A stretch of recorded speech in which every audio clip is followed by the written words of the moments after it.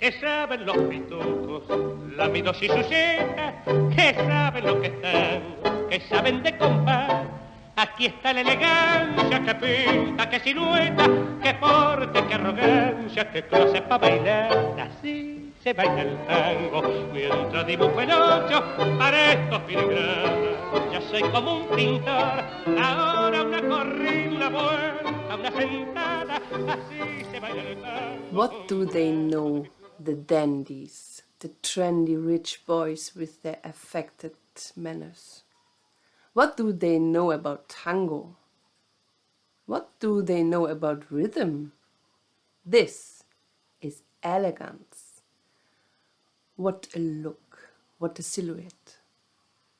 What a bearing and arrogance, so much style to dance. This is how to dance tango, while I draw an ocho. For all these tricky moves, I'm like a painter.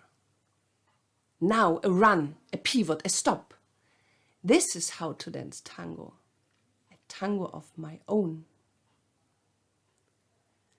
This is how to dance tango, breeze embrace, eyes are closing, to listen to the violins telling the bandoneon why since tonight Marlena didn't sing no more. Nice lyrics. Welcome to the episode number 17 of Around the World in 80 Tangos. This is Así se baila el tango, a recording of the orchestra of Ricardo Tanturi of 1942 with a fantastic singer Alberto Castillo. But before we come to Castillo, we want to talk a little bit about Tanturi. Tanturi was, when he started to make music, he was a medical student. Later he became a dentist. And he formed his own orchestra, calling it Los Indios, after a well-known polo equipe. And he played by himself? Polo? Yeah. I don't know. He played piano, but only during the first 4 recordings. Then he decided to give the piano to somebody else. And he just conducted the orchestra. And keep them in a good mood. Yes. Looked for a good repertoire and for jobs and all that stuff. And Tanturi had the same history like other orchestras with recordings. Yes, when they got their contract with Odeon, they did 2 recordings in the first year, 1937, 2 recordings the next year. Then there was a break. And then in 1940 they changed to Victor and had 2 recordings, and in 1941 they really started their recording career very successfully, and they made good sales. There was really a shitty politics of Odeon, we must say, because Troilo has the same history, right? Yeah, the same history. Yes, the record company didn't want to compete with themselves, because there were so many tango orchestras successful in this time that they really tried to limit the youngsters and to let them do their work later. What a pity.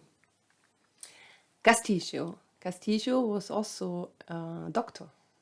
Yes, Castillo met Tanturi at the university. He was a student of medicine and was recommended to Tanturi and started to sing. As he did already when he was 15, he started to sing. He sang with Julio De Caro at the time, always using a pseudonym because his father was strictly opposed. And once they listened to a radio program and it was a recording of Alberto, and then the father said, "Oh, this sounds nice. Sounds a bit like Albertito." But he didn't realize. No. After Castillo started to sing with Tanturi, he finished his studies and became a doctor, a gynecologist, with his own studio in the house of his parents, and had a nightlife as Alberto Castillo and a day life as Alberto de Luca. And then he got a lot of fans in his practice. So his waiting room filled with female fans who wanted to be examined by the young doctor. And there is one story which motivated him to give up his profession as a doctor. Once he was visited by a patient, and he asked her to undress behind the curtain. And then after a while he asked, "Are you ready, Senora?" And she answered, "I am. And you, doctor?" And this seemed to have offended him a lot morally. I don't know what.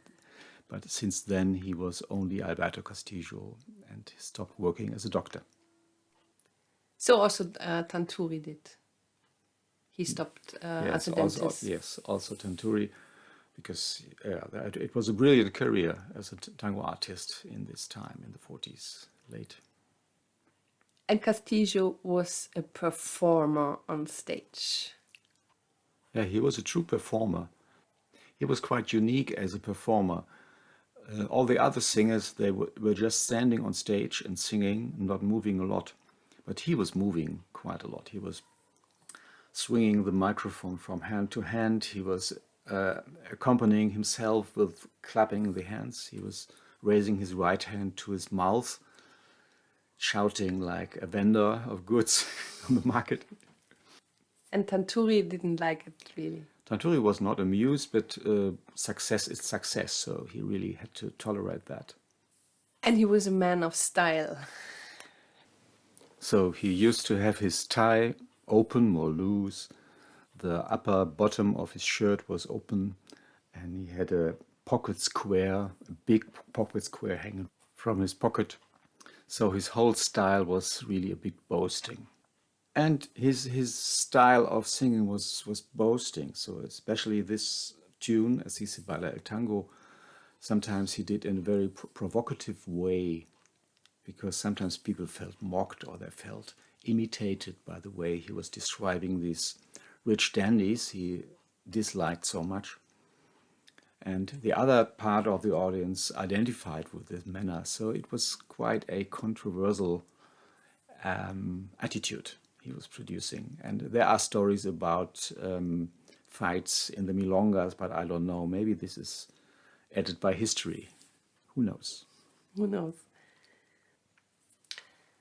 This was the episode number 17 from Around the World in 80 Tangos.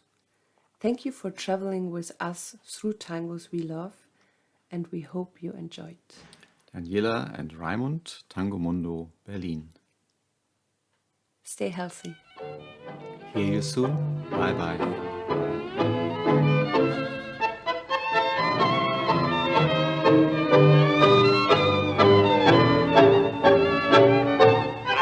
Se baila el tango mientras dibujo el ocho para estos filigranas. Yo soy como un pintor, ahora una corrida, una vuelta, una sentada. Así se baila el tango, un tango de mi flor.